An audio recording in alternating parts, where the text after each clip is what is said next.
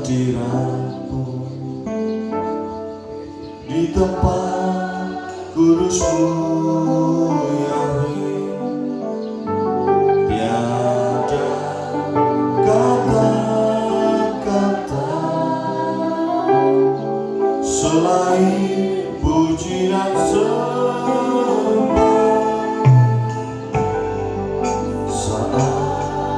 saat ini.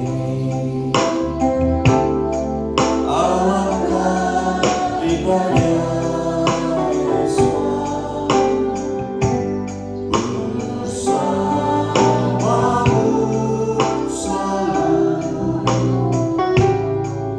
memuji dan menyembahmu. Engkau Yesus pujianku.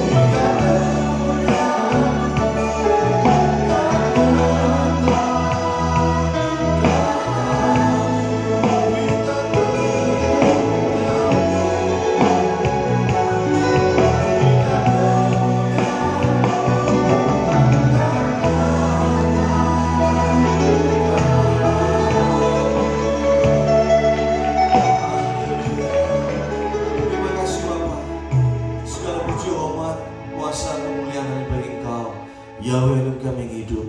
Kami bersyukur sebab Kau setia dalam kehidupan kami. Terima kasih kembali Kau mengumpulkan kami semua sidang jemaat yang terkasih boleh ada di tempat ini dengan tanpa kekurangan suatu apapun.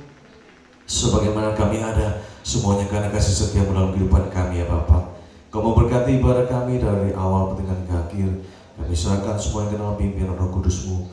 Membungkus kami semua dalam urapan-Mu ya Bapa. Dan dengan perlindungan para malaikat Samayim yang membentengi dan berjaga-jaga di sekitar kami, agar kami boleh memuliakan dan memuji dan menikmati setiap kebenaran firman-Mu yang akan disampaikan oleh sahabat-Mu, menjadi kekuatan berkat bagi kehidupan kami. Dan dimanapun juga saudara kami yang terkasih, pemirsa yang melihat acara ini melalui seluruh media sosial yang kami miliki, dimanapun mereka berada dan menyaksikan, bila Engkau menjamah mereka dan memberkati mereka sebagaimana Engkau melawat kami tempat ini. Terima kasih ya Bapa, kami siap untuk memulai ibadah kami hanya di dalam satu nama, Yahweh Yeshua Mashiach. Haleluya, amin. Shalom, selamat pagi, kembali bertemu dalam kasih Yeshua Mashiach.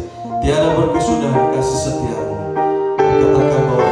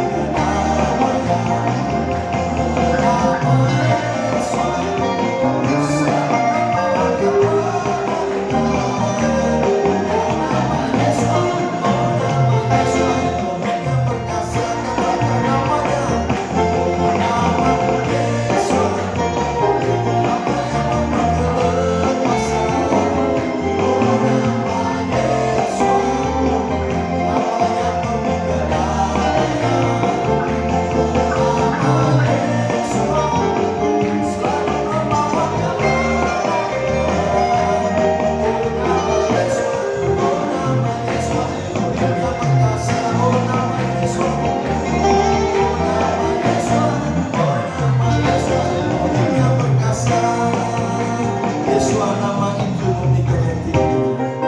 Haleluya.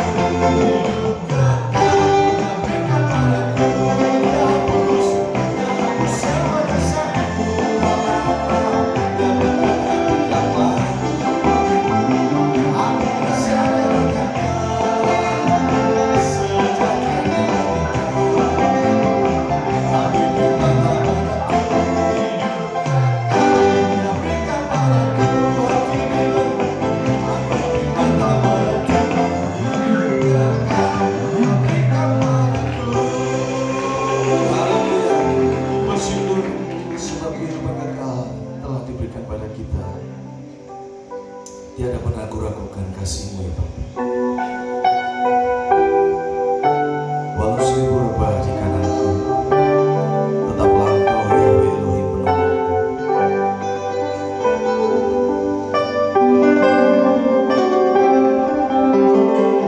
Tiada pernah ku ragukan kasih setia-Mu ya Yesus.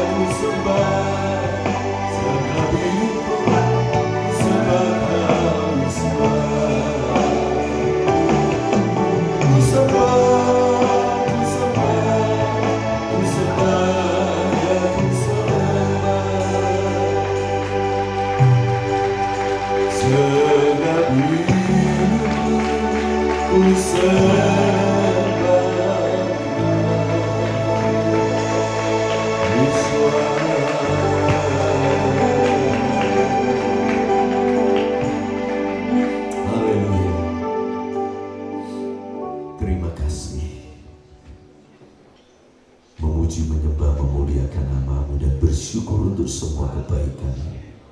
Hanya itu yang dapat kami lakukan untuk menyatakan betapa kami menghargai anugerah yang Engkau limpahkan dalam hidup kami. Terima kasih, kami siapkan hati kami menikmati firman-Mu melalui kata-kata manusia yang sangat terbatas. Biar Roh-Mu yang berbicara ke dalam setiap hati kami.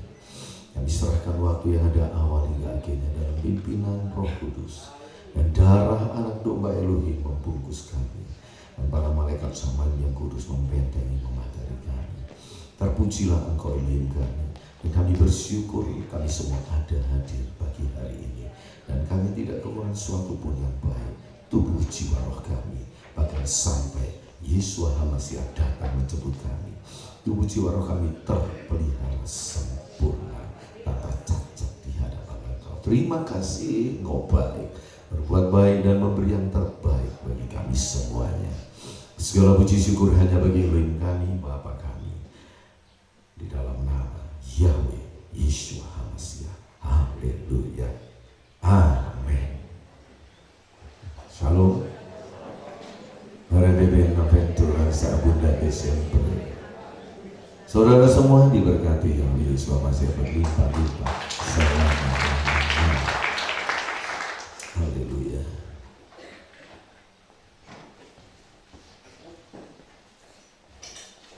Pagi hari ini kita kembali lagi membicarakan tentang tabur tuai, ya. Tabur tuai. Kita baca Galati pasal 6. Jangan sesat. Elohim tidak membiarkan dirinya dipermainkan. Karena apa yang ditabur orang, itu juga yang akan dituainya. Amin. Jangan sesat. Elohim tidak membiarkan dirinya dipermainkan. Karena apa yang ditabur orang, itu juga yang akan dituainya. Saudara, saya ajak saudara membaca Yesaya pasal 2. Kitab Nabi Yesaya. Yesaya pasal 2. Kita akan baca ayat 22.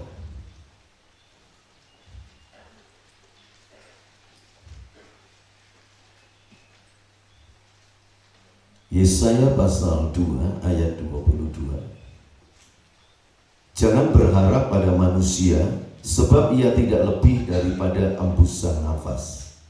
Dan sebagai apakah ia dapat dianggap? Pasal 3 ayat 10 dan 11. Katakanlah, berbahagia orang benar, sebab mereka akan memakan hasil pekerjaannya. Celakalah orang fasik, malapetaka akan menimpanya, sebab mereka akan diperlakukan menurut perbuatannya sendiri. Amin. Saudara, pagi ini kita melihat dalam perspektif yang agak berbeda tentang tabur tuai. Kalau saudara nabur jagung, tumbuhnya apa? Jagung. Nabur beras, padi, tumbuhnya juga itu pasti kan? Ya. Ada satu hal yang mungkin kurang dimengerti oleh manusia, siapapun itu, yaitu tentang nasib. Nasib. Kalau saudara ditanya 5 tahun lagi kira-kira nasibmu kayak apa? Saudara jawab ya.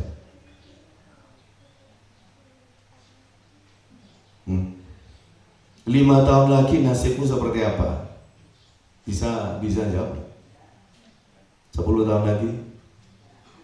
Besok? Ya. Nggak tahu ya? Nah, saudara, tapi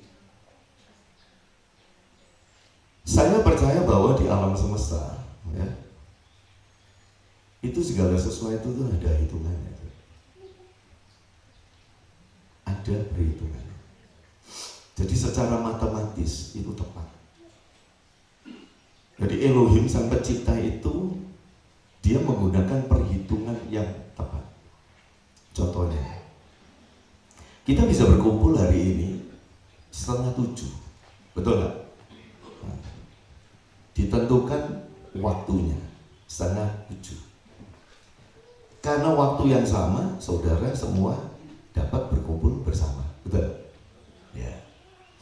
Bisakah 6:30 ini terjadi kalau jam yang saudara miliki semuanya itu berbeda? Tidak bisa kan? Dan bisakah jam yang tidak berbeda tadi menunjukkan waktu yang tepat di alam semesta ketika matahari terbenam dan terbitnya itu berbeda dari kemarin dan sekarang? Bisa? Kalau tidak bisa jawab. Kalau matahari hari ini terbitnya jam 3 pagi, jadi jam saudara 6:30 itu kira-kira jam berapa? Majunya kira-kira 4 jam. Jadi jam 10:30. Jadi kita kumpul 10:30. Saudara ngerti maksud saya enggak? Kita semua menghitung hari, tanggal, bulan, tahun. Dan semua itu tepat sepanjang ribuan tahun. Karena ada matematika yang tidak pernah berubah. Betul nggak? Percaya sampai di sini?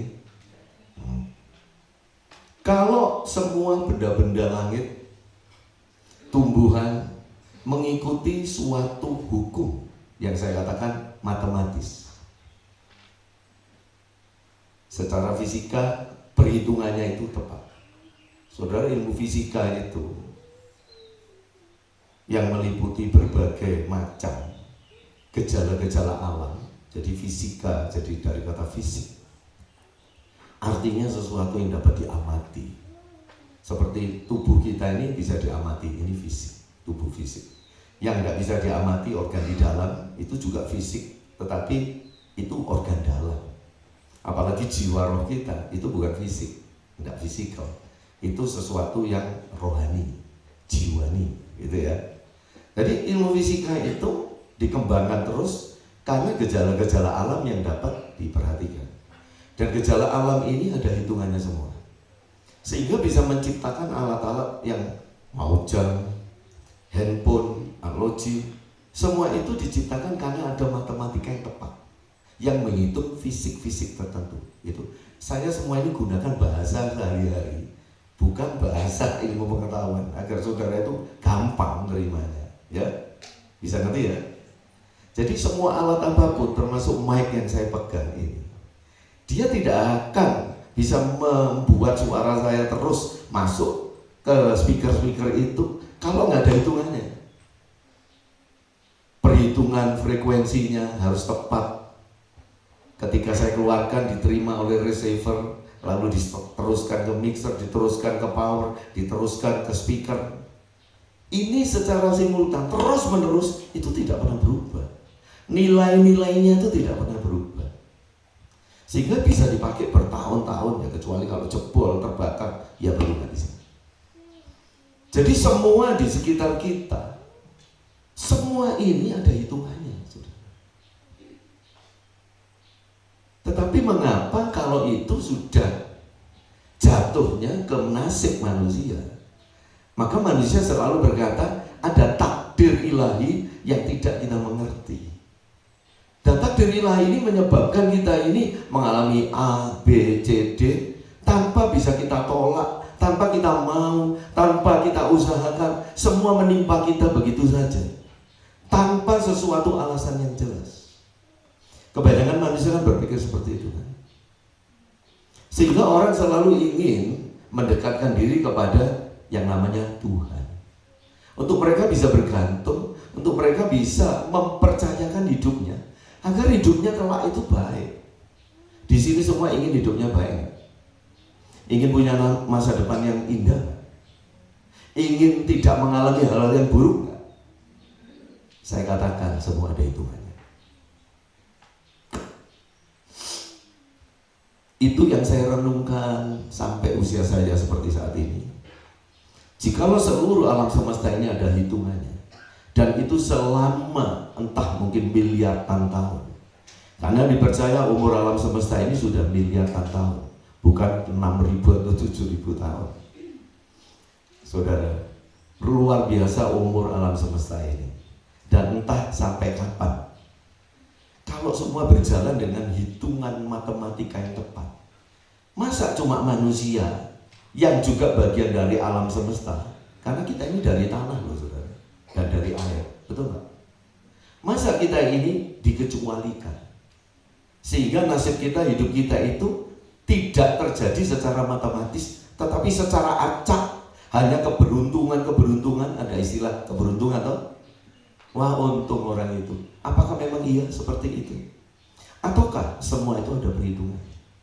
Nah, pagi hari ini saya tidak akan menguraikan dengan terlalu panjang, tetapi ada suatu perhitungan yang ditetapkan Elohim bagi manusia. Ayat membuka tadi dikatakan, jangan sesat, Elohim itu tidak mau dipermainkan. Artinya, ini pernah saya terangkan beberapa bulan yang silam, tapi saya ulangi sedikit. Mengapa dikatakan jangan sesat dan jangan mempermainkan Elohim? Ketika seseorang berpikir bahwa hidupnya itu bergantung kepada apa yang Elohim lakukan dalam hidupnya, sehingga dia tidak bisa menolak apapun. Bahkan hal yang buruk atau baik itu datang dengan sendirinya melalui kehendaknya dia, tanpa terlibat dengan hidup kita. Kita selalu berpikir seperti itu. Secara umum semua manusia itu berpikir seperti itu, dan itu manusia beragama. Maka menurut saya kita sudah tersesat. Kita tersesat. Kalau seluruh alam semesta ini berjalan ada perhitungannya secara tepat, mengapa tidak ada perhitungan untuk kita? Lah, pada waktu kita berpikir bahwa hidup kita ini sangat tidak bisa diprediksi. Bisa ngerti maksudnya? Masa depan tidak bisa diprediksi. Apa yang terjadi dalam hidup kita tidak bisa memprediksinya. Semua bergantung Elohim. Dia mau ngapain terhadap kita? Ya kita ini cuma manusia, kita menyerah saja. Menurut saya itu pikiran yang sesat. Justru tidak sesat kalau saudara berpikir bahwa apapun yang terjadi dalam hidup saya itu ada sangkut pautnya 100% dengan kehidupan saya. Nah, terus dikatakan jangan, Elohim tidak mau dipermainkan. Ada permainan pikiran, ada permainan konsep, permainan doktrin, permainan dogma yang timbul dari agama apapun yang berkenaan dengan hal yang pertama yang saya katakan tadi tentang nasib manusia. Jadi seolah-olah, doktrin misalkan begini, ada orang yang mengalami sesuatu. Kenapa anak saya lahirnya kok buta? Ya, perhatikan. Kenapa anak saya kok lahirnya buta? Orang lain anaknya kok sehat-sehat. Lalu pendeta datang, Bapak Ibu tidak usah susah. Elohim itu punya rencana yang kita tidak mengerti. Kalau sudah ada kata-kata Elohim itu punya rencana yang kita tidak mengerti, jalan kita dan jalannya itu seperti bumi dan langit jalannya. Ada lagunya gitu. Apa yang kita pikir baik belum tentu dia pikir baik. Saudara, nggak ada orang yang berpikir kalau punya anak buta itu baik, betul nggak? Apakah ketika kita menghendaki anak kita yang lahir itu tidak buta, apakah hal itu yang naif? Apa itu naif? Nah, tadi pendetanya bilang, apa yang kita pikir baik belum tentu itu baik. Jadi yang kita pikir baik itu kalau anak kita itu kan bisa melihat, toh?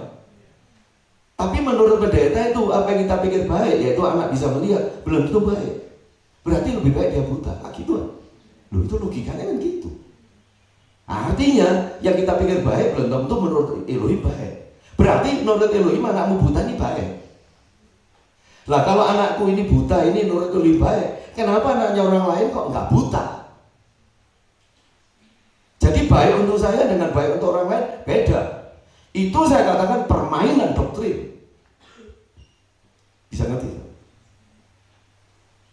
Saudara, saya sampai usia 62 tahun, saya itu terus berpikir tentang kehidupan. Tidak pernah berhenti. Kalau saudara membaca kitab pengkhotbah, si pengkhotbah itu tidak bisa menemukan arti kehidupan yang sungguh-sungguh.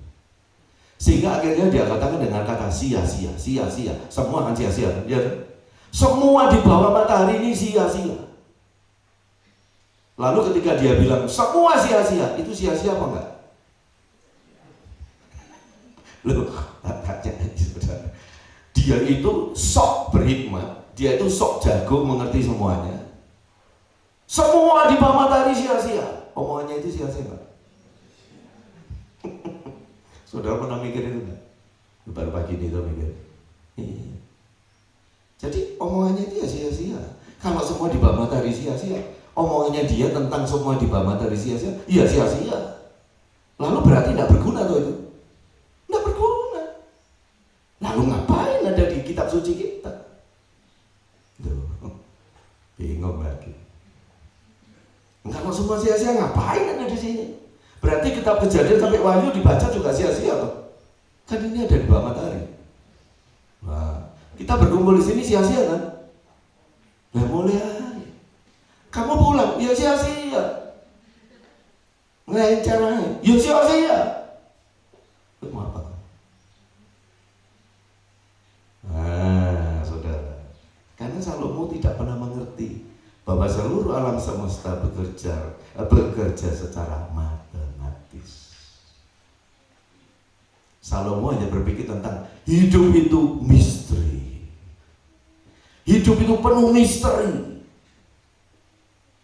Jadi kalau ada anak lahir cacat, buta, timpang, tangannya tidak ada, kakinya tidak ada, orang tuanya Kristen, lalu, oh Tuhan punya rencana yang indah untuk engkau, untuk anak.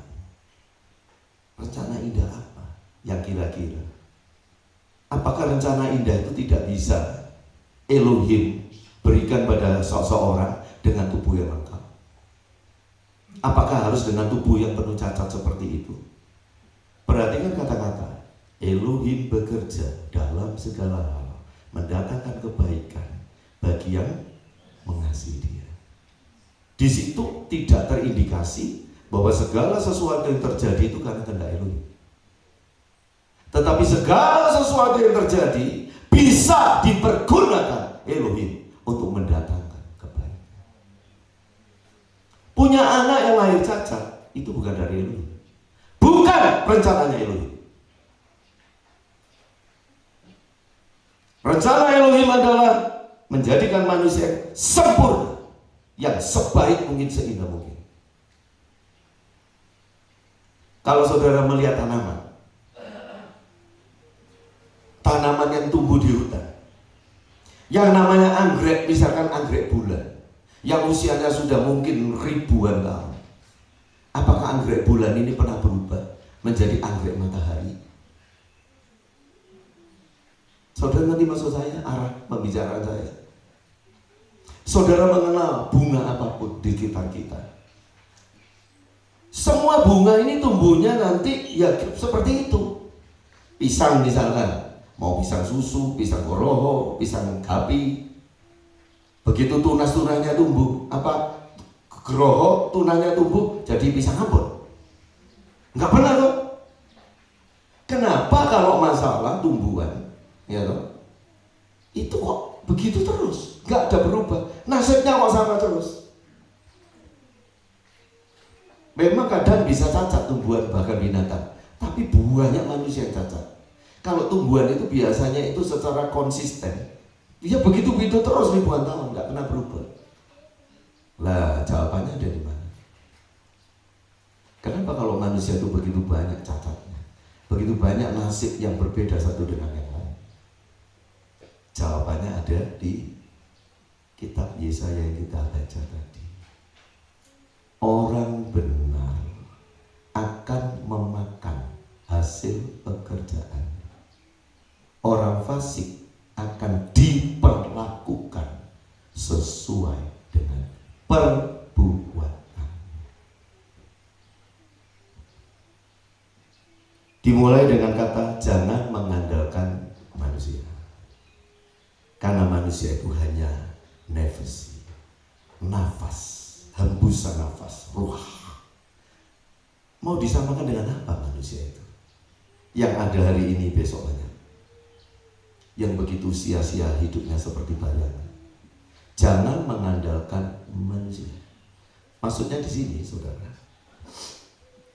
mengandalkan manusia di sini bukan dirinya sendiri, tapi manusia di luar dia. Mengandalkan manusia itu dalam arti, mengapa seseorang mengandalkan orang yang lain? Karena mereka berpikir bahwa dia tidak sanggup melakukan atau mendapatkan sesuatu, sehingga dia lalu berpikir orang lain yang bisa, maka dia mengharapkan orang itu bisa menolong dia. Itu namanya mengandalkan manusia. Bisa ngerti ya? Dan mengandalkan manusia itu terkutuk, itu nggak boleh sama sekali. Jadi berharap bisa mencapai sesuatu, memiliki sesuatu, mendapatkan sesuatu, dan sebagainya dari orang di luar dirinya, itu mengandalkan manusia. Kenapa kita dilarang untuk mengandalkan manusia? Karena setiap manusia itu punya tanggung jawab dirinya sendiri secara matematis untuk menciptakan nasibnya. Itu jawabannya. Saudara, khotbah saya pagi hari ini sangat keluar ya dari pakem yang ada. Kalau orang tidak mengerti dengan apa yang saya ucapkan, saya pasti sudah dianggap sesat. Apalagi orang yang selalu percaya bahwa dalam segala hal Elohim itu yang menentukan hidup kita. Saya katakan ya, di dalam seluruh kitab suci itu nggak ada yang seperti itu. Yang ada, Elohim itu bisa campur tangan dalam segala sesuatu. Tapi bukan segala sesuatu itu dijadikan, diciptakan, lalu ditentukan, dikehendaki Elohim, lalu dia membuat seperti itu. Tidak.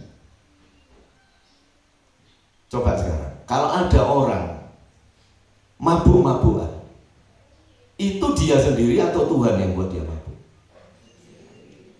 Nah, lalu setelah dia mabuk, dia naik motor, dia mati tertabrak. Dia dipanggil Elohim atau kelalaiannya, lalu dia mati. Dari satu contoh itu aja sudah cukup jawaban bahwa Elohim itu tidak mengendalikan hidup manusia. Tidak. Semua ada tanggung jawab dan ada perhitungan secara matematis. Itu yang akan saya terangkan pagi hari ini. Tadi katakan toh dalam Galati, jangan sesat, Elohim tidak mau dipermainkan. Apa yang ditabur orang akan dituai. Itu masukkan dalam otak, hati, pikiran, jiwa, raga saudara. Apa yang ditabur orang pasti akan dituainya. Tidak bisa tidak. Dan itu matematika. Itu fisika. Kalau saya saklar ini saya matikan, masuk mati itu? Nyala kan? Nyala. Apa itu kehendak Yahweh atau kehendak saya? Yang tadi nyetek itu saya atau Yahweh? Saya tuh. Mau saya buat mainan berapa ratus kali pun itu bukan kehendaknya Yahweh, itu kehendak saya. Dan setiap kali saya matikan langsung mati. Saya nyalakan langsung nyala. Tabur Tuhan itu seperti itu. Jangan pernah ragu-ragu. Jangan pernah ada dimanapun pikiran kita berpikir bahwa hidup ini kadang-kadang yang terjadi itu nggak tahu sebabnya apa. Nah ini bahaya. Agama selalu begitu. Agama yang di seberang bilang, oh yang terjadi takdir. Karena takdir kita tidak bisa menolak. Ya sudah, terima saja dengan tawakal. Yang satu Kristen. Oh semua yang terjadi itu Tuhan itu baik. Tuhan tahu yang terbaik. Kita memang sekarang tidak mengerti. Besok kita akan mengerti. Besok kapan kita mengerti? Ketika ada orang tua punya anak perempuan jadi pelacur, ini sungguh loh saudara. Yang saya ceritakan ini buku-buku Kristen kesaksian yang saya baca. Sampai orang tuanya mati. Rencana Elohim apa yang baik yang bisa terjadi dalam hidup anaknya? Dan setelah dia mati, anaknya bukan bertobat, kecanduan narkoba sampai mati. Mati sebagai pelacur dan kecanduan narkoba. Baiknya apa? Rencana Elohim baik apa di sana? Banyak orang itu tertipu dengan doktrin, saudara. Banyak orang tertipu dengan propaganda pendeta-pendeta yang tanpa kecerdasan berbicara. Dan karena dia berbicara kepada jemaat yang kecerdasannya nggak melampaui pendetanya, maka ya enggak aja, amin aja. Betul nggak? Betul nggak? Itu sebabnya kalau saya dulu sering keliling ya, khotbah-khotbah di desa dan sebagainya, kota kecil. Yang saya temukan, saudara, kalau ada gembala, pendeta, lulusan SD, ya maaf ya, saya tidak menyinggung siapapun yang lulusan SD atau nggak sekolah, bukan itu maksud saya. Ada gembala yang hanya lulusan SD, baca kitab suci aja, saudara, masih salah-salah. Yang saya lihat jemaatnya itu semua mbok-mbok, pak-pak, ibu-ibu, kakek-kakek, nenek-nenek yang renta-renta yang buta huruf. Tidak ada satupun di sana itu sarjana, itu nggak ada. Saudara mengerti maksud saya?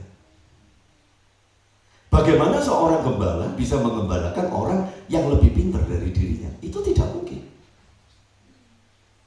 Kalau seorang gembala gembalakan domba, ya dombanya harus nggak lebih pintar dari dia. Itu sebenarnya saya kan selalu ngomong kepada saudara, kalau ada di sini lebih mengerti, lebih tahu, lebih pintar dari saya, gantikan aja saya sebagai gembala. Saya sering ngomong gitu. Itu artinya nggak ada yang lebih pintar dari saya. Apakah saya sombong? Loh tidak. Lu saudara belajar di sekolah, murid dengan guru pintar mana? Nah, kenapa tidak tersinggung? Kalau ada guru bilang, anak-anak nurut ya sama ibu guru, anak-anak ini harus belajar. Kan ibu guru yang jadi guru di sini, ibu guru yang pintar, anak-anak itu harus belajar. Iya bu guru, tidak ada. Ibu guru sombong, tidak ada. Tapi gilirannya ada gembala bilang, saya lebih pintar dari saudara semua. Kalau saudara bilang, Pak Eli satu cek sombong ya, berarti saudara pikir kamu nggak waras. Kamu punya dua standar atau standar ganda dalam berpikir. Kalau Anda di sini lebih cerdas dari saya, lebih tahu firman, dengan rela dan lapang dada, saya turun, tidak mau jadi gembala. Enak tutul bakso aku, kayak nasi Surabaya.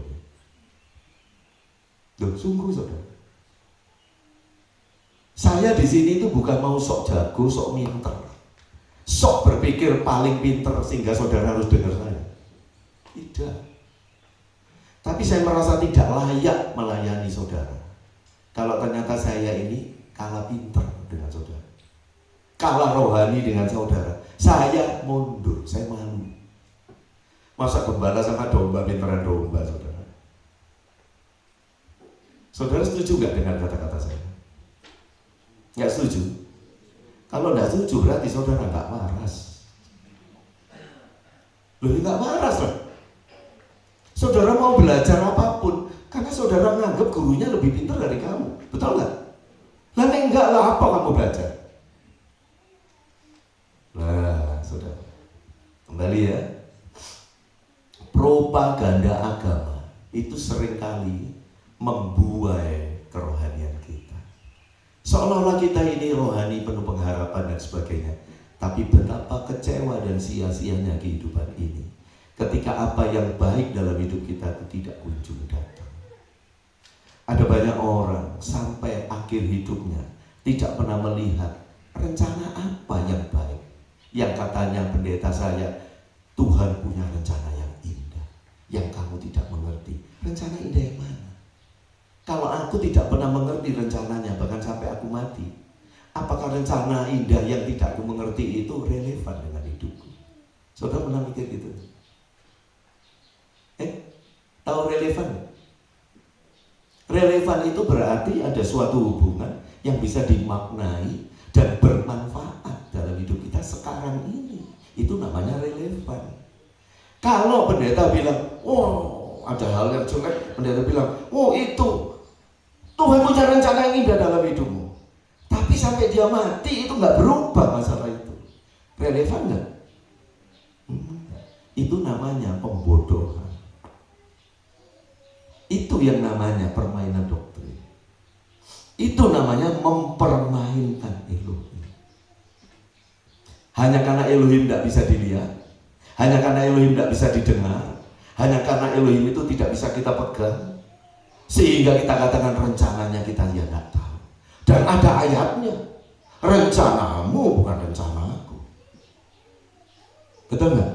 Pikiranmu bukan pikiranku. Saudara, tidak usah ngomong antara Elohim dengan manusia. Saya mau tanya Azaria, pikirannya Azaria dengan Om Pasa sama? Yang keras? Beda. Rencananya Azaria dengan rencananya Om Pasa sama nggak? Tidak usah jauh-jauh ngomong Elohim dengan manusia, saudara. Saya dengan saudara saja sama-sama manusianya. Pikiranmu bukan pikiranku. Itu sebabnya kamu suka salah paham sama aku. Itu menunjukkan kalau pikiranmu tidak sama dengan pikiranku. Dan jauhnya pikiran, ketika pikiran itu berbeda. Kalau dikatakan sejauh sejauh bumi dan langit, itu kan hanya metafora. Pikiran jauh itu bukan berarti jarak yang bisa diukur. Ketika kamu berpikir A, saya berpikir B, meskipun kamu dan saya jejeran, dan otakmu bisa nempel dengan otak saya melalui kepala yang berhimpitan, tetapi itu namanya jauh, sejauh bumi dan langit. Karena jauh bumi dan langit itu bukan jarak secara matematika. Itu hanya metafora, analogi, seperti perumpamaan saja. Kalau saudara lihat seseorang atau lihat kejadian, ada orang yang minta-minta, misalkan anak kecil minta-minta, saudara kasihan kasih uang. Saya melihat, oh ini dieksploitasi sama orang tuanya. Jangan, kasihan, nanti dieksploitasi terus, nggak tak kasih. Perbedaan saya dan saudara tadi itu sejauh bumi dan langit. Karena menimbulkan dua hal aksi yang berbeda. Bisa ngerti ya? Ya. Kembali lagi. Lalu kalau tadi Rasul Saul berkata, jangan mempermainkan Elohim. Apa yang kamu tabur akan kamu tuai. Sejelas itu, sepasti itu, tidak mungkin bisa meleset. Kalau saudara nabur jagung, pasti keluarnya jagung. Tidak mungkin ada yang lain. Nah sekarang masalahnya, dalam kehidupan kita ini, apa yang kita tabur? Ada dua hal. Simak baik-baik. Saya khotbah tidak lebih dari jam 8. Saya tekad. Selama ini kok molor terus 8:30. Wah, itu termasuk taburan saya loh saudara. Ya, itu taburan saya. Ya. Ada dua hal taburan. Pertama adalah pekerjaan. Apa? Kedua adalah perbuatan. Apa? Nah, kombinasi dari pekerjaan dan perbuatan inilah yang menciptakan nasib hidup kita secara matematika. Sungguh. Tapi kita tidak menyadari. Kita tidak menyadarinya. Karena kita selalu digiring dalam suatu opini, dalam suatu pengertian bahwa hidup ini apapun yang terjadi itu nggak tahu, aku hanya berserah. Semuanya terjadi tanpa bisa aku menolak atau mengupayakannya. Apakah sesuatu yang baik tidak bisa diupayakan? Apakah sesuatu yang jelek tidak bisa dihindari? Seluruh firman yang saya baca sebaliknya. Semua yang baik bisa diraih dan semua yang buruk bisa ditolak. Itu kesaksian kitab suci. Ketika Yesus berkata di dunia ini ada dua jalan, lebar dan sempit. Yesus berkata, pilihlah jalan yang sempit. Ada suatu pilihan yang menentukan perjalanan hidup kita. Ada pilihan dan jelas Yesus berkata, jalan yang sempit ini sedikit orang yang mau melewatinya. Yang lebar banyak, tapi itu menuju kebinasaan. Artinya apa? Binasa atau hidup yang mulia. Itu pilihan. Nah, tabur tuai saya hanya ngambil ayat di dalam Yesaya pasal 3 ini. Berkenaan dengan satu adalah pekerjaan, kedua adalah perbuatan. Ya. Perhatikan apa beda pekerjaan dan perbuatan. Ini yang harus kita bedakan. Dan ketika orang tidak mengerti ini, itulah yang terjadi nasibnya. Karena ketidakmengertian kedua hal ini. Ini ya. Semua pekerjaan pasti perbuatan. Amin. Tidak semua perbuatan adalah pekerjaan. Amin. Ya. Pekerjaanmu apa? Nyopet. Apakah ada pekerjaan tukang copet? Kalau nyopet itu adalah pekerjaan, maka pasti tukang copet itu harus kena pajak nyopet. Kerjaanmu apa? Ngerampok bank. Ngerampok bank itu pekerjaan atau perbuatan? Orang itu dihukum karena pekerjaannya sebagai rampok bank. Tidak ada tuh. Orang itu dihukum karena perbuatan kriminal yang dia lakukan, karena mencuri bank. Betul nggak? Nah, bisa bedakan antara pekerjaan dan perbuatan sekarang? Bisa? Nah, ketika saudara bekerja di kantor, saudara itu harus ya nulis-nulis akuntansi ya, laporan-laporan saudara nulis. Itu sedang bekerja atau enggak? Bekerja kan? Ketika saudara sedang menulis ini ya, handphone saudara nyala. Ding dong, ding dong, ding dong. Sayang, ini aku. Pacarnya. Langsung dia nyalakan. Lalu, apa sayang? Sedang apa kak kamu? Aku sedang bekerja sayang. Omong kosong. Dia sedang pacaran. Dia tidak sedang bekerja. Nah, ngerti nggak saudara? Kalau sedang bekerja nggak mungkin dia berhenti nulis lalu apa sayang? Bisa ngerti? Bahkan di jam dia bekerja, dia bisa tidak bekerja, hanya berbuat sesuatu. Bisa ngerti? Ini nanti yang akan dialami oleh manusia berdasarkan kombinasi dari bekerja dan berbuat. Itulah nasib hidup. Nggak ada yang misterius dalam hidup ini.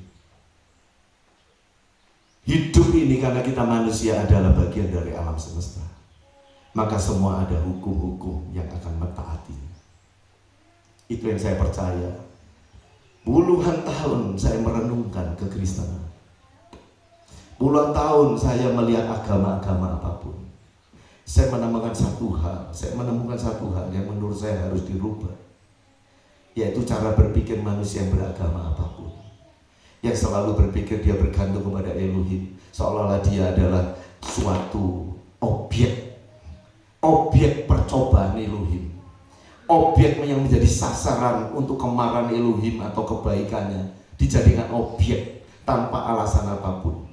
Itu yang saya mulai singkirkan. Semuanya hanya berkenaan dengan perbuatanmu dan pekerjaan. Perhatikan, orang benar akan kenyang, dipuaskan dengan hasil pekerjaannya. Dikenyangkan itu puas nggak? Ya, istilah dikenyangkan dalam kitab suci itu artinya dipuaskan. Sesuatu yang positif. Bukan oleh perbuatannya, tapi pekerjaan.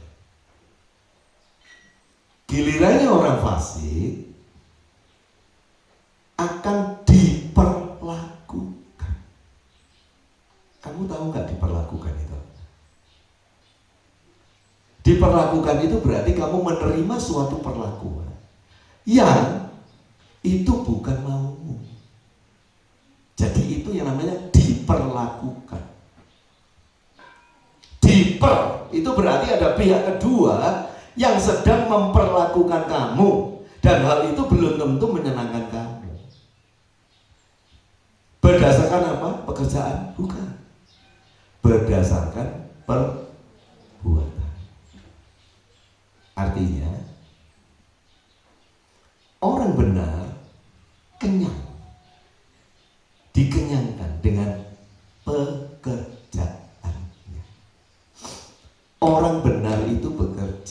bukan sekedar berbuat.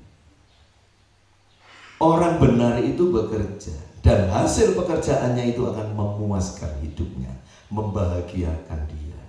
Dia ada di jalur yang positif. Itu orang benar. Orang fasik itu akan diperlakukan sesuai dengan perbuatannya. Kamu berbuat curang, kamu akan diperlakukan curang. Itu sebabnya Yahweh berkata kepada orang yang dolak-dalik, aku juga dolak-dalik.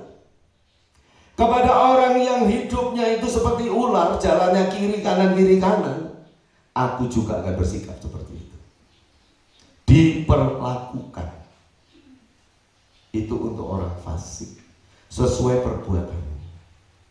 Saudara, mari kita renungkan. Ada seorang suami berkata kepada istrinya, ketika istrinya tanya, "Wah Pak, tutup kantor kan jam 5 Pak, kok pulangnya jam 12 malam Pak?" "Oh, bekerja kan, ada rapat di kantor." Rapat memang ada, selesai jam 5 tutup kantor, ada rapat sampai jam 7, 2 jam. Lah jam 7 sampai 12 kemana? Dia bilang ada rapat Bu. Memang ada rapat jam 5 sampai 7. Lah jam 7 sampai jam 12 ngapain? Hah? Ngafe sama teman-temannya, minum-minum sama temannya, hahaha dengan teman-temannya. Itu bekerja? Saya tanya, itu bekerja? Tidak, itu perbuatannya. Dan dia akan diperlakukan sesuai dengan perbuatannya. Dia bohongi istrinya, dia juga akan dibohongi. Dia menipu istrinya, dia juga akan ditipu. Dia bukan hanya membohongi istrinya dan nipu istrinya, dia sedang juga senang-senang dengan teman-temannya yang juga nipu istrinya, yang juga membohongi istrinya. Dia kumpul dengan para pembohong. Dan kumpul dengan para pembohong itu bukan pekerjaan, tapi perbuatan. Saudara Gojek, ya, Gojek, ada pangkalannya. Nah, ini GoFood, ini ojol, Gojek online. Ya, kalau saya lihat di KFC, banyak itu duduk-duduk di situ, seragamnya hijau gitu. Itu bekerja atau apa? Itu bekerja atau apa? Bekerja itu. Salah satu bekerja adalah dengan sesegera mungkin kalau ada pesanan di KFC yang terdekat, karena saudara di situ terdekat, oh saudara kemungkinan dapat banyak loh ya. Ya, yang saya mengerti seperti itu. Kalau salah ya nanti saya dikoreksi. Nggak tahu itu benar apa salah. Benar. Ya. Nah, itu saudara bekerja. Duduk meskipun 1 jam, itu saudara bekerja. Benar itu. Salah satu bekerja adalah menunggu. Loh, satpam itu nunggu tok ya kerja saudara. Betul nggak? Nah, masa satpam, jangan duduk satpam apa? Lari-lari gitulah. Itu bukan satpam. Itu namanya atlet lari. Disuruh latihan lari terus, ngarang aja. Yang namanya satpam itu ya berjaga-jaga. Yang penting itu gak turu lah mana ya. Jadi ojol itu juga bekerja, tapi ketika dia kumpul dengan orang-orang lain yang juga ojol, ojek online, teman-temannya mulai ngomong yang enggak, mulai rasan-rasan, mulai marah-marah, mulai maki-maki. Itu bekerja atau perbuatan? Pekerjaan atau perbuatan? Perbuatan. Saudara sekarang tahu betapa kelabunya daerah antara perbuatan dan pekerjaan. Itu daerah kelabu yang seringkali kita tidak sadar, padahal itulah yang akan menentukan nasib kita.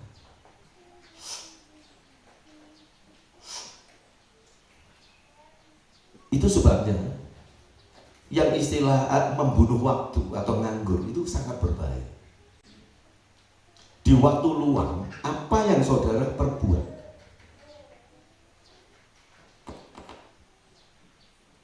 Orang kalau bekerja itu satu hari berapa jam, saudara?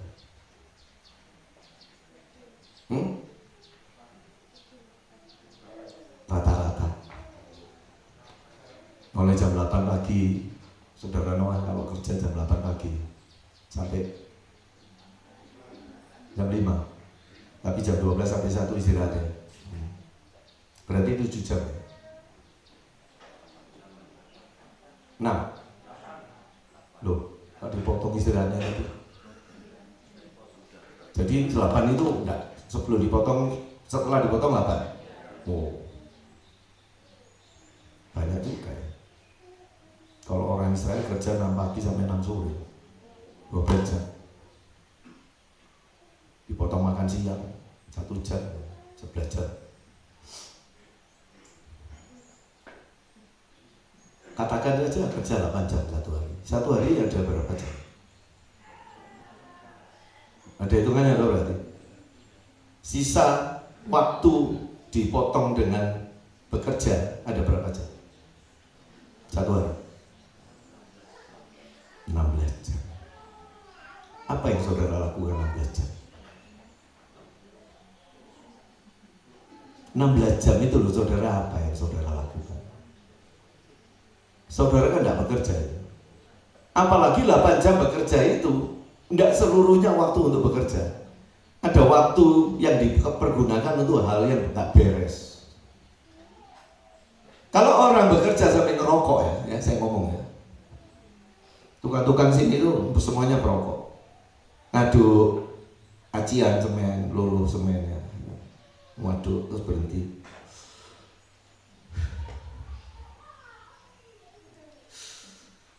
Itu bekerja atau enggak?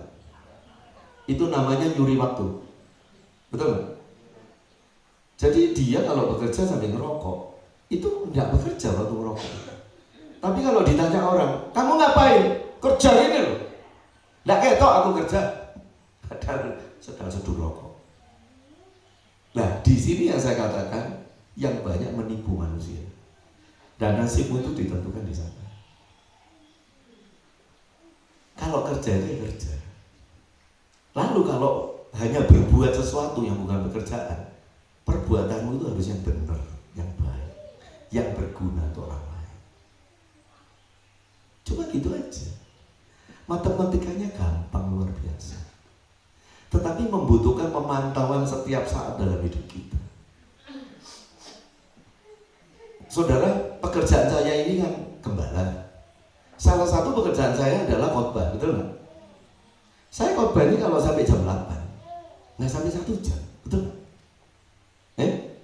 Nggak sampai 1 jam. Lalu waktu saya yang lain untuk apa? Mendoakan saudara, konseling. Apakah waktu saya seharian itu hanya untuk itu? Kan sama sekali tidak. Lalu waktu-waktu yang saya lewati itu apa?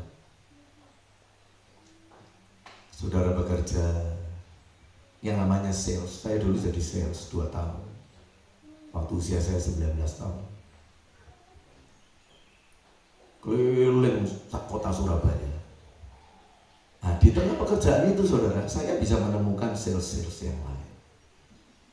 Yang seringkali, ayo kita mampir ke sana, ayo kita mampir ke situ. Saya bilang, pergi sendiri, kerjaanku belum selesai. Ya selalu saya begitu. Saya nggak pernah, saudara, teman banyak, tapi nggak pernah ikut satu kali aja teman, hahaha itu nggak pernah. Kalau kerja, selesai kerja dia pulang. Nggak pernah itu, saya ikut-ikut yang macam-macam itu.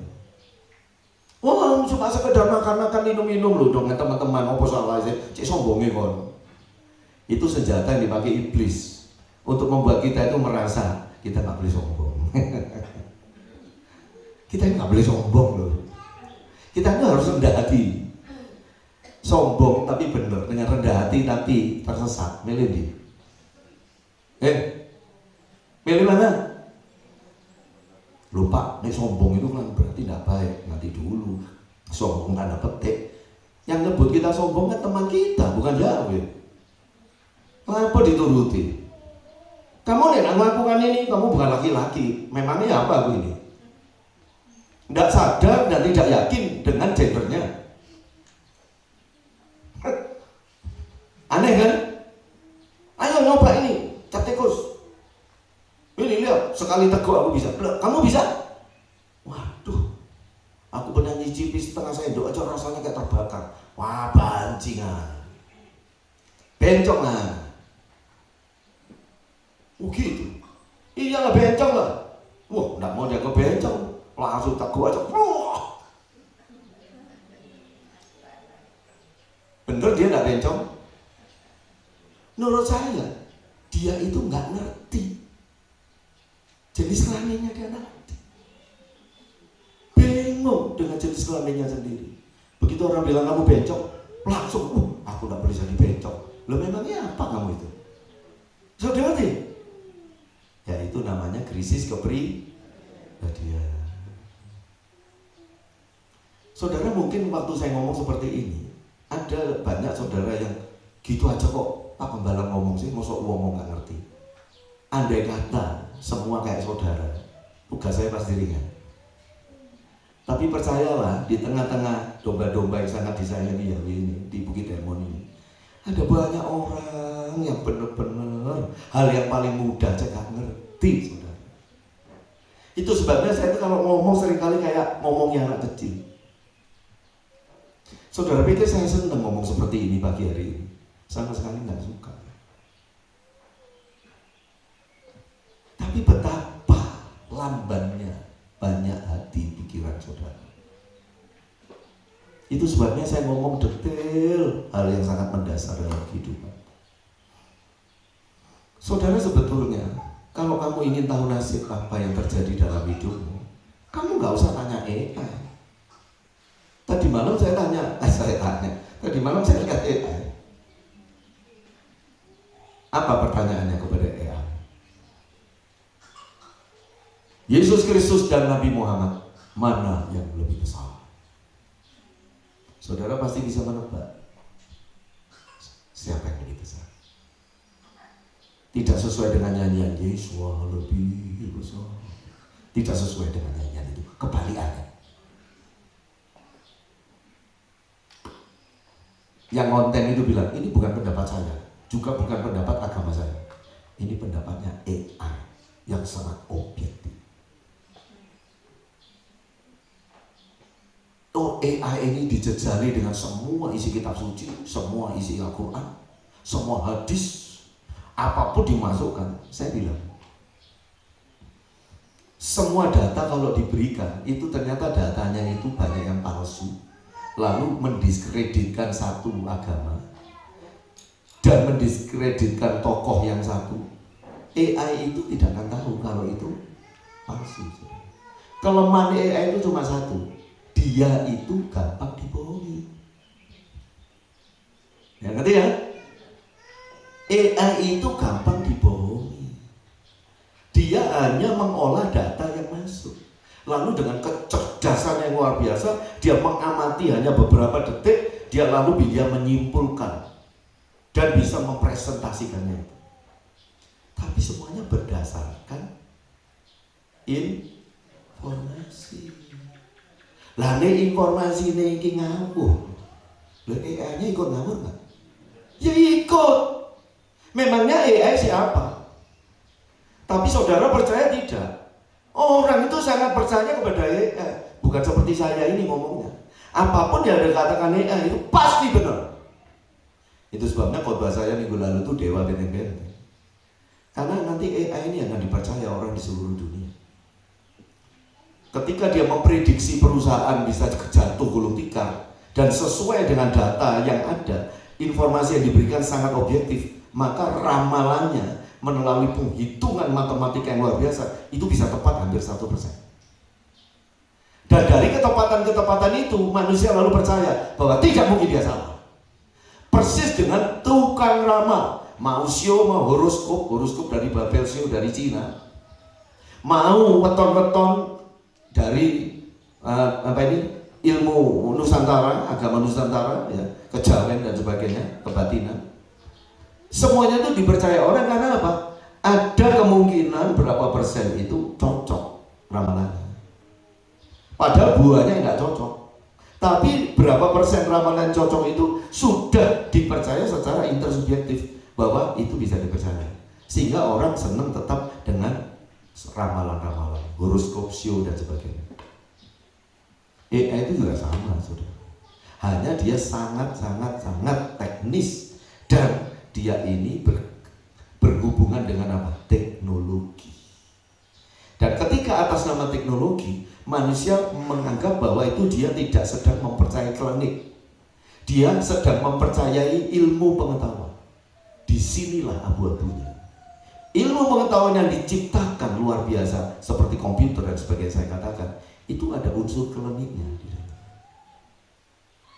Tidak peduli orang mau setuju dengan saya atau tidak, selalu ada unsur sihirnya di sana. Sihir modern adalah teknologi. Bagaimana mungkin tanah liat, ya, yang dikatakan dengan semikonduktor.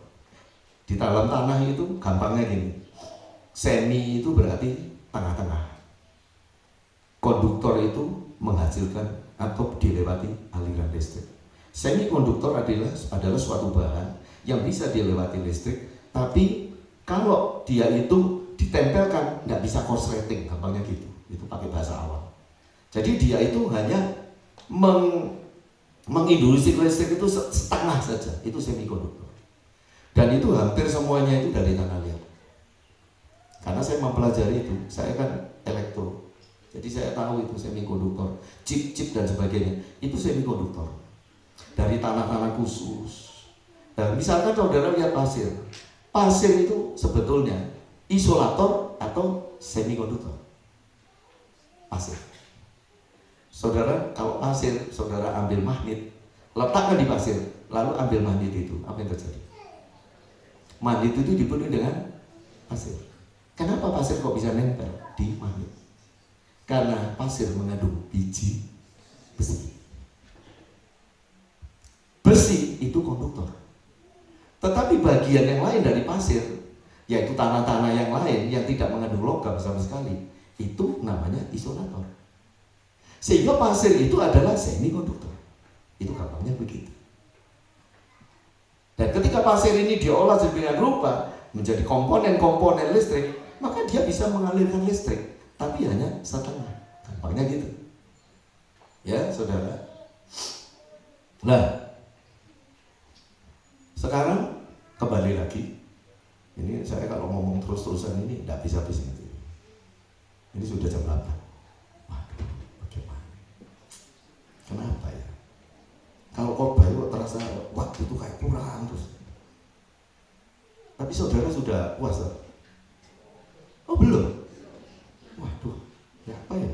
Saya nggak tepat janji lagi. Ya beginilah, saudara. Ini ngomong teknologi itu sihir dan sebagainya. Itu bahayanya gitu. Orang nggak percaya horoskop, nggak percaya sio. Yang dipercaya AI. Punya pacar, biodatanya dimasukkan ke AI ini. Gambarnya di menurut AI ini bisa jadi pasangan hidup yang setia enggak? Oh, AI langsung jawab. Oh, gitu. Nanti hampir di semua segi kehidupan manusia itu tanya AI. Loh saudara kan coba melalui YouTube, melalui internet, ibu-ibu yang nggak bisa masak, begitu langsung masak rendang, ketik masak rendang, keluar ribuan itu orang masak rendang, betul nggak? Yang nggak bisa masak jadi ahli masak, karena ada info. Kita ini digiring ke informasi berikutnya, yaitu AI itu, yang saya katakan itu obatan klinik. Karena saudara mempercayai sesuatu yang bukan Elohim. Mesin meramalkan, saudara kok percaya, itu bahaya luar biasa. Alasannya prediksi, alasannya ramalan cuaca. Bagaimana kalau ramalan cuaca berkata besok hari Senin akan terjadi hujan badai di Manado dan sekitarnya. Saudara mau ke Manado, ada urusan, saudara bilang, waduh ramalan cuaca bilang ada hujan badai. kita tidak usah pergi. Loh, itu tindakan itu benar. Kalau hujan badai itu benar-benar terjadi. Masalahnya saudara nggak tahu toh terjadi situ.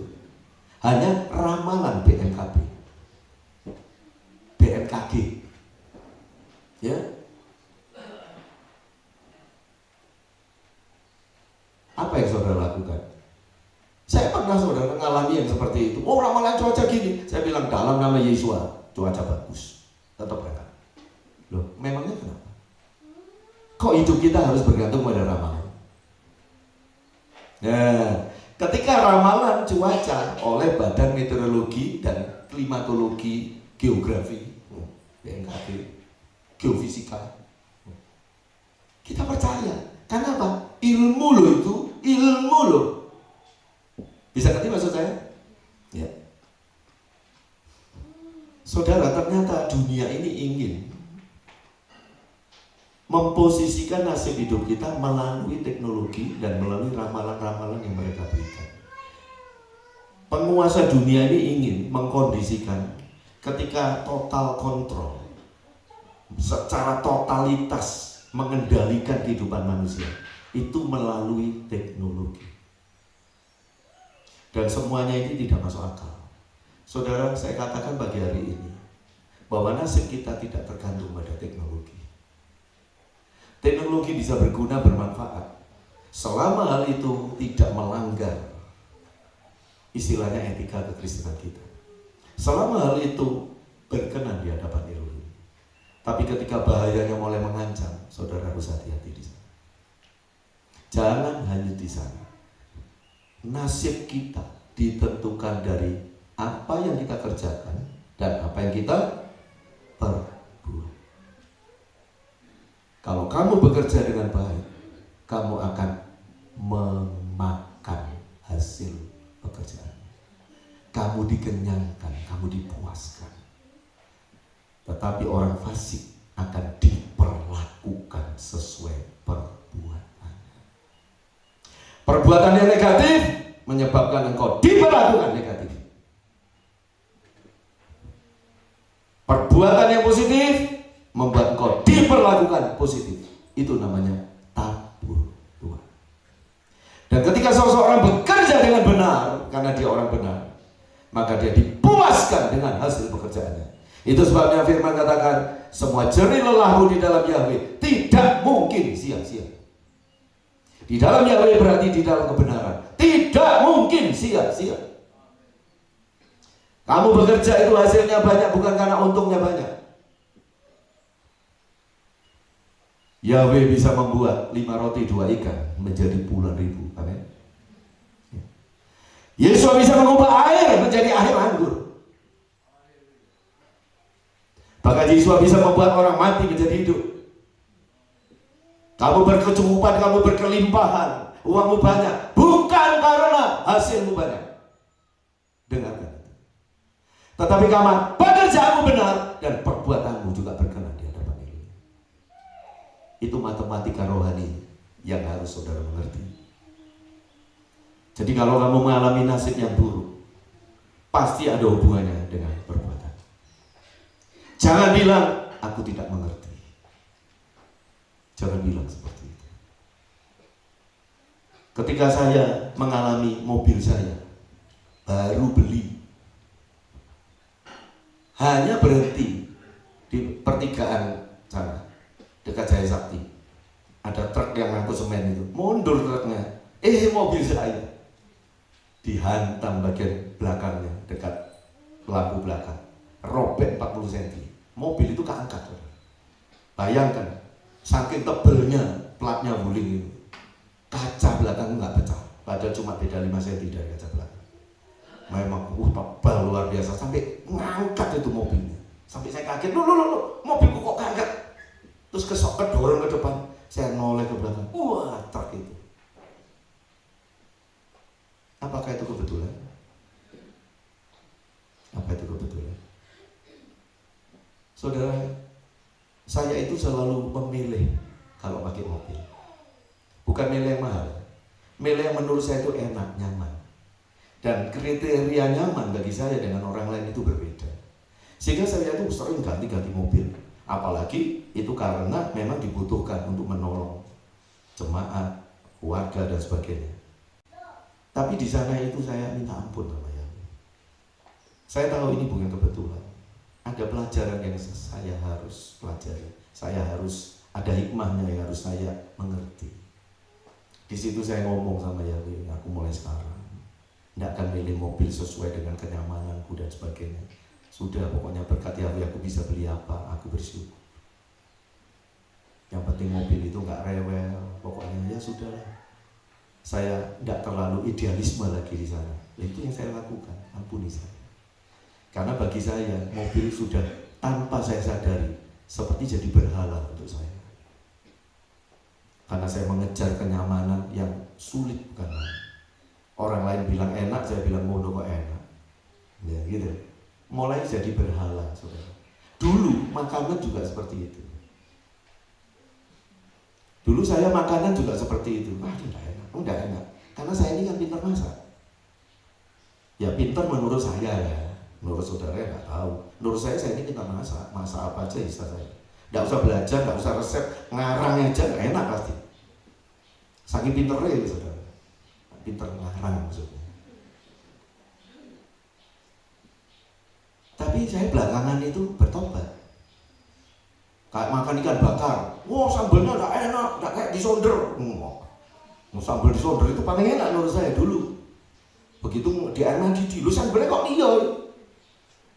Dulu saya protes, tapi akhirnya saya bertobat. Semua ikan bakar di mana yang enak? Semua enak saya bilang. Pokoknya coba berat aja Pak. Ya, semua enak. Jadi saya makan ikan bakar di mana aja, semua enak, nyaman semuanya. Semua itu tergantung dari konsep berpikirmu. Nah, itu yang terjadi. Nah, itu termasuk adalah perbuatan saya. Kalau perbuatan saya itu benar, saya akan menuai kebenaran. Apapun yang terjadi dalam hidup kita, saya tidak mau kalau saudara hanya seperti meraba-raba, hanya berpikir-pikir, pikiran sampai melanglang buana, dan tetap tidak menemukan jawabannya. Sampai nanti seperti Ayub. Ayub tidak bisa menemukan jawaban mengapa dia menderita. Sampai dia bilang, oke lah, di hidup di dunianya aku tidak bisa ngerti.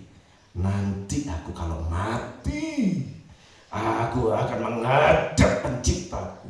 Aku mau tanya, aku protes kenapa ini terjadi seperti ini. Padahal kesalahannya Ayub cuma satu. Dia mengerti Elohim hanya sesuai kata, tidak sesuai dengan Elohim itu sendiri. Mengerti Elohim tidak sesuai dengan keadaan Elohim, tapi hanya sesuai dengan prediksi manusia. Itu sesat. Apa? Sesat. Dan itu mempermainkan Elohim. Apapun yang terjadi, ada hukum tabur tuai di sana. Apa yang ditabur orang itu akan dituai. Dan banyak tuai yang terjadi bukan karena pekerjaan. Engkau bisa saja bekerja sebagai pegawai yang baik. Saudara Noah itu kalau bekerja bagus sebagai bas atau tukang. Tapi di luar pekerjaan ada perbuatan. Apakah perbuatan itu sebagus ketika dia bekerja? Saudara juga gitu, saya juga gitu, semua sama. Kita dihadapkan pada masalah yang sama. Engkau bisa saja pegawai teladan, tetapi perbuatanmu di luar pegawai. Apa? Fasikan engkau atau engkau benar? Dan itu menentukan nasib hidupmu. Jadi mulai sekarang jangan berharap-harap cemas dengan masa depan, tapi jalanilah hari demi hari. Apa yang menjadi pekerjaanmu, lakukan seperti melayani. Artinya engkau mungkin bekerja itu hanya kepada manusia, tetapi layanilah seperti engkau melayani Elohim. Artinya jangan pernah pandang enteng. Hanya karena majikanmu tidak ada, hanya karena tidak ada yang mengawasi kamu, kamu mulai main gila dengan waktu dan sebagainya. Kamu mempermainkan waktu. Saudara, Kalau saya itu banyak tukang-tukang itu seperti itu, saudara. Tukang bangunan. 1 jam bisa bikin batu bata 2 meter persegi, dia cuma bikin 1 meter persegi. Karena harian. Kalau harian kan enak, bisa lebih lama kan, tapi itu duit terus. Itu saya heran. Kalau borongan saudara, dari yang kerjanya lambat itu menduadak wajah bisa semua pekerjaan. Nah itu saya menjaga tukang sejak SD soalnya. Jadi saya tahu. Tapi kalau tukang di Bukit Demo tidak ada yang gitu. Semua jujur. Ya pokoknya sekuatnya. Tidak terlalu dikuat-kuat, no itu nggak boleh berlebihan. Ya wajar saja. Tapi lain di luar sana. Nah itu bahaya. Pekerjaannya itu tidak seperti itu perbuatan. Jadi saudara perhatikan. Dalam bekerja lakukan seperti melayani Elohim. Dalam berbuat segala sesuatu, perbuatlah itu juga sama seperti berbuat kepada Yesus HaMasiah. Ketika ada kanan domba, kiri kambing, ketika aku lapar, engkau memberi aku makan. Itu bukan pekerjaan. Ketika aku di penjara, engkau datang menjenguk aku. Itu bukan pekerjaan. Karena dia tidak punya pekerjaan sebagai penjenguk orang di tahanan. Itu perbuatan. Perbuatan kita akan menentukan kita di sebelah kiri atau di sebelah kanan. Pekerjaan kita juga akan menentukan kita dapat upah, pahala, mahkota kehidupan atau kehilangan semuanya. Perhatikan. Hidupmu, nasibmu pasti baik kalau engkau bekerja dengan baik dan berbuat dengan benar. Setiap apapun perlakuan dunia terhadap dirimu, itu berkaitan dengan apa yang kau lakukan terhadap dunia. Air didulang, dipukul terpercik muka sendiri. Itu peribahasa Indonesia. Air didulang itu tempat air. Kamu pukul air itu, buah! Airnya kemana? Terpercik muka sendiri. Kembali ke kamu. Kamu mukul air, airnya mukul kamu. Kamu mukul manusia, manusia akan memukul kamu. Kamu janji palsu kepada sesama, kamu juga akan terima janji palsu dari sesama. Semua itu hasil perbuatan. Jangan menangis, jangan mengeluh. Yahweh, mengapa ini terjadi? Mengapa harus terjadi hidup yang sengsara ini? Adalah padamu Tuhan. Lagunya nggak gitu, ngeras dengan lagu itu. Ketika saudara menderita, lalu saudara nyanyi itu bisa nangis. Hanya kepadamu Tuhan ku serahkan hidupku. Oh, itu bukan lagu rohani. Itu lagu rohani karena menyentuh roh manusia, tapi bukan lagu gereja maksud saya. Sudah nggak ada gitu-gitu. Jalani setiap hari dengan penuh berhitung. Jalani setiap hari, dimaknai semuanya dengan benar. Maka kamu akan menerima sesuatu yang baik dan benar. Yahweh memberkati saudara.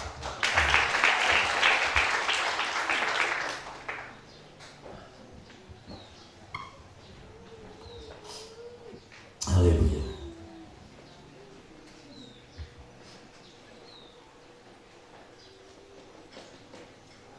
Bapa, Engkau sungguh baik. Cuma dipersilakan kalau Bapak bersyukur seperti itu. Bapa, Engkau sungguh baik. Kasih-Mu melimpah di hidupku.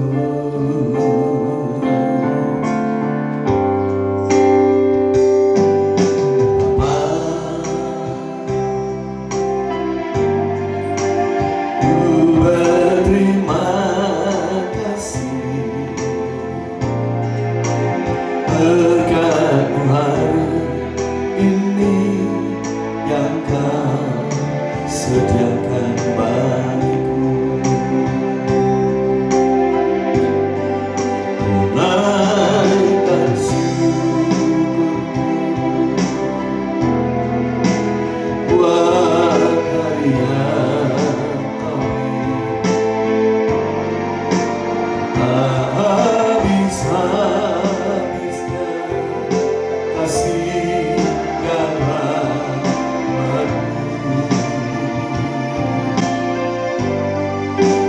selalu baru dan tak pernah terlambat. Pertolongan-Mu besar setia di sepanjang hidup. Sucikan, kuduskan dalam darah anak domba Elohim setiap uang yang telah dikembalikan kepada Yahweh Yeshua Mashiach. Diberkati seluruh jemaat yang dengan tekun, setia, dan penuh sukacita dan ucapan syukur senantiasa melakukan yang terbaik, yang kami yakini juga hal itu akan membuat kami diberkati. Terima kasih Bapa, terima kasih. Kami siapkan hati kami menikmati tubuh dan darah Yeshua Mashiach. Berkati saudara kami yang akan melayani kami. Dan biarlah roti dan anggur ini benar-benar menjadi kenyataan dari Yahweh Yeshua Mashiach, tubuh dan darahnya yang benar-benar bersatu dengan hidup kami. Terima kasih, terima kasih. Berkat-Mu selalu melimpah dalam hidup kami. Segala puji syukur hanya bagi Elohim kami demi nama Yahweh Yeshua Mashiach. Haleluya. Amin. Bila ku renungkan kasih Bapa besar dalam hidup, ku terharu membayang dan mengorbankan-Mu semuanya demi keselamatanku. Dipelihara dan kasih, Kau perhatikan kehidupanku. Yesus selalu mencukupi kebutuhanku dan memberikan damai dalam hidupku. Aku renungkan kasih Bapa, betapa besar dalam hidupku. Ku terharu membayangkan pengorbanan-Mu semuanya demi keselamatanku. Dipelihara dalam kasih-Mu, Kau perhatikan kehidupanku. Yesus selalu mencukupi kebutuhanku dan memberikan damai dalam hidupku. Ku merasakan semuanya tanpa Yesus bagiku berarti. Terima kasih atas anugerah-Mu Elohim, kasih yang Kau berikan dalam hidupku. Terima kasih atas anugerah-Mu Yesus, kasih yang Kau berikan dalam hidupku. Kasih yang Kau berikan dalam hidupku.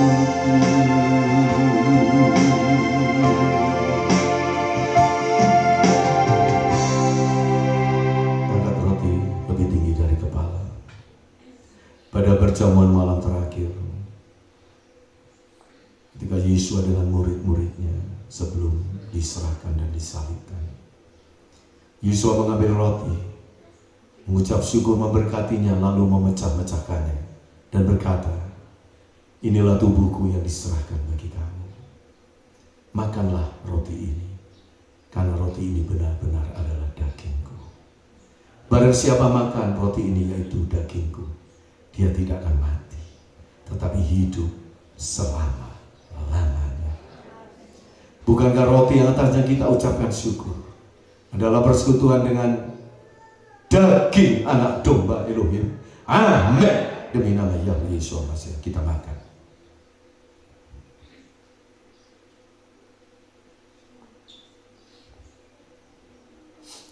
Haleluya.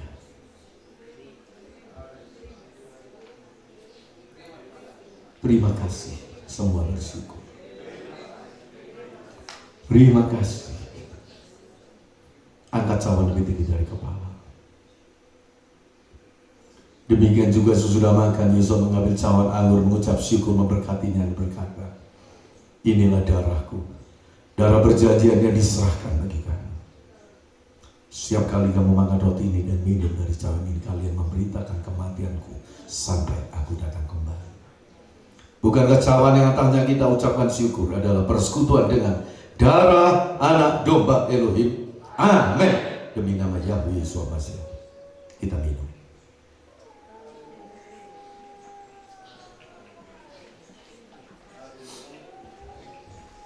Then sing my soul, my Savior, to thee. How great, how great.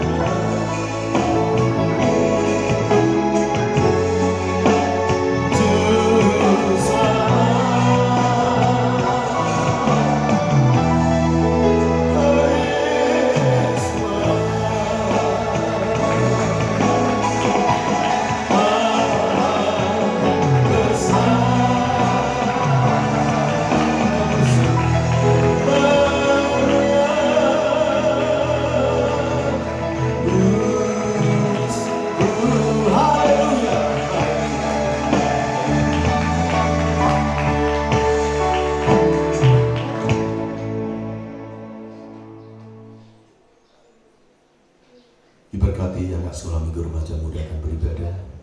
Diberkati seluruh jemaat akan meninggalkan tempat ini.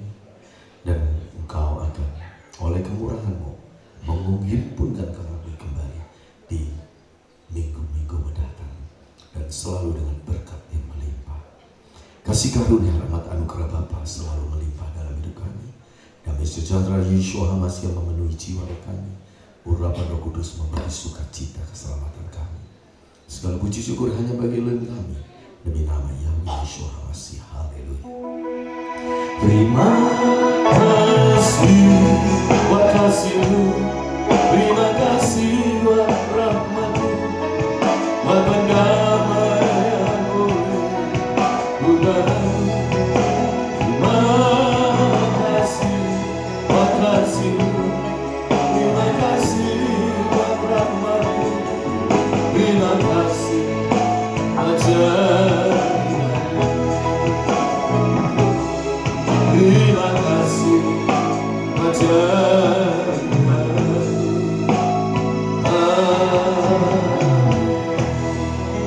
Shalom. Yesus memberkati. Haleluya.